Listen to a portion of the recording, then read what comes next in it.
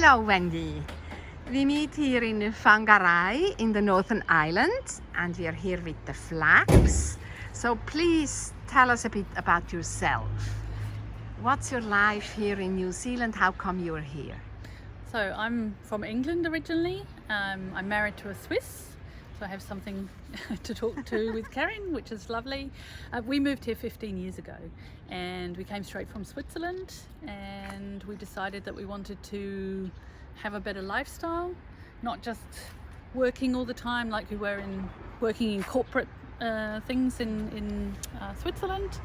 And we came here with a tourism business, and since then I've developed flax weaving. I've learnt flax weaving on the marae, and that's kind of what I do pretty much full time these days. So this is the flax? This is one type of flax. So there are about 70 different cultivars, so 70 different types of flax. This is a decorative flax, so it's probably a little bit too stiff for weaving.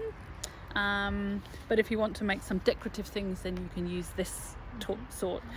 I've got about 40 flax plants at my house where I do most of my weaving from, and they're all different properties depending on what I want to weave. So can you show us what you just did? Yeah, so this is a sort of a contemporary piece with a lovely power shell in the middle. This power shell comes from some friends in Wellington. You can see the lovely deep blue colours. The power shell up north is probably not as colourful as this. It's a little bit less deep. They get a lot of cold water down there. And what I've done here is I've made a plait, or as the Māori would say, a whiri. This here goes all the way around, and then I've shredded 4 different colours of flax which I've dyed myself. So this is the normal colour of flax when it dries, this colour here.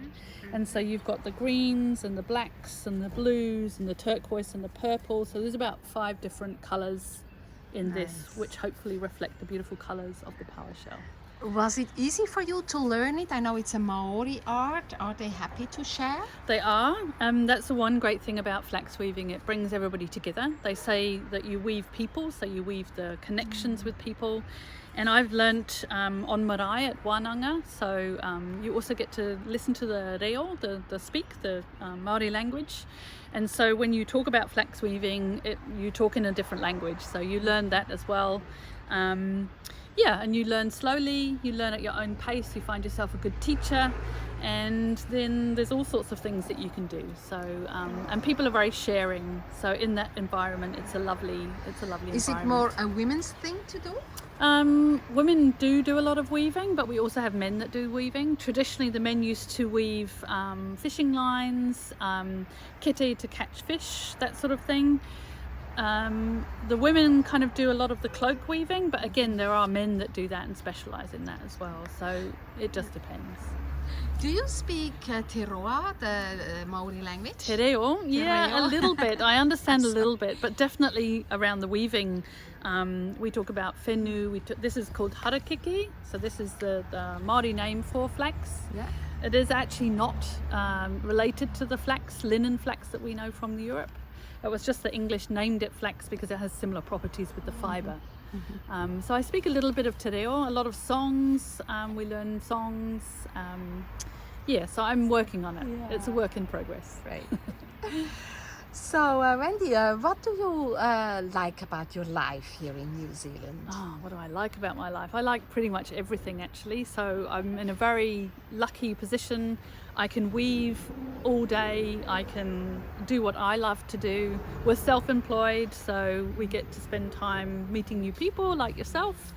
And we just live in a wonderful place, a lot of greenery everywhere. We have the river here, we've got the oceans, we can dive, we can swim, we can fish, we can do whatever we want, and that's what we're really lucky. In Switzerland it was a bit different. We had to go to work every day. You know, we work from home here. It's fantastic. What do you do as a work besides the waxing, the flax weaving? The flax weaving? Yeah, that's pretty much my work, but we also have a company where we help migrants to settle in this area. So if they're moving to Whangarei with a job, we help them to find houses, we help them to find connections, we show them what they can do in the area. So sometimes we're involved in convincing people to move to Whangarei in particular. So the doctors, they want to, you know, they've got job offers in in Wellington or Dunedin, and of course we want them up here. So the hospital will employ us to convince them that what sort of lifestyle they can have here. We also have a little bit of like a bed and breakfast type short-term accommodation. So we've got lots of fingers in lots of pies. Nice. Is there something you find difficult or challenging at this moment? Yeah, I guess the challenge is always to be away from family and to be away from roots, especially in these COVID times when we can't, we're worried about people getting sick, elderly parents, family, so that's a bit tough. You have to try and find and make your own family here. So we have people that we've befriended and they kind of have a role like a sister role or a father role or a mother role, and we've been able to choose our new family, so that's what helps us get through those tricky times. Do you have children? No, we have no children. We decided that it would be quite difficult to move here with children and to take them away from the extended family, so we've become our own little isolated pod, if you like. How do you see the situation for women in New Zealand? Well, we were one of the first countries to get the vote, so we're quite progressive here. Women have an equal status. We can do anything. That's what we learn. We have a Prime Minister that's a woman. She's just had a baby as she's been Prime Minister. So she really is a great role model for a lot of people at the moment. Even if you don't agree with the politics, I think, she's a really strong figure. So we have a lot of strong women role models in New Zealand and throughout New Zealand. And I think that reflects in the fact that we can pretty much have an equal footing. We can do whatever we choose to do. That's a great thing in New Zealand. Do you see a difference to Europe or Switzerland in particular? Well, Swiss politics are very different. They're, a lot. It's a lot more done by consensus, and so things are slower to change. Whereas things are quite reactive here. So we had, unfortunately, the mosque shooting, and suddenly a lot of the semi-automatic weapons were banned. So we can react quite quickly here, whereas in Switzerland, I think things takes much longer. It takes a lot longer. So. I think being reactive is good, but also having a plan is also good. That's what I took from Switzerland. Things are very organised, and consensus is also a great thing to have. And regarding the situation for women, do you find a difference in Europe and being here?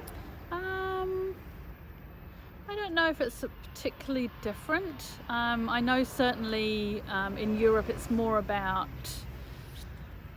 security, job security, particularly in Switzerland. Things are not set up for working women as well as they are here. Working women part-time, full-time, getting childcare paid for, that's absolutely normal here. Wow, it's normal. So you don't pay extra for childcare. Well, you get 20 hours free childcare a week. If you want to have more than that, then you can pay for it. So that's just part of what everybody does, and that creates a lot of flexibility. Of course. So we have a lot of flexibility for working mothers here. And financial support. Yeah, and working mothers are encouraged as well because they seem to bring something to the environment. So I think being a woman here is a good thing. I don't have to fear for my own personal safety. I can go out at night time and I don't have to worry if I'm by myself. Which coming from England, that's a bit different. I wouldn't often go out by myself at night time and walk around. Here I feel quite safe to do that. So, what would be your tip for a young woman? How to lead her life? How to live her life? What's a tip from your experience? Yeah, well, I guess I'm over 50 now, so I've never had the motherhood thing. But for me, a tip would be just be true to yourself. Just do what you love, and if you do what you love, things become really easy. If you're doing what you don't love, life's too hard. Don't make your life hard. Go with the flow, I think, if you can.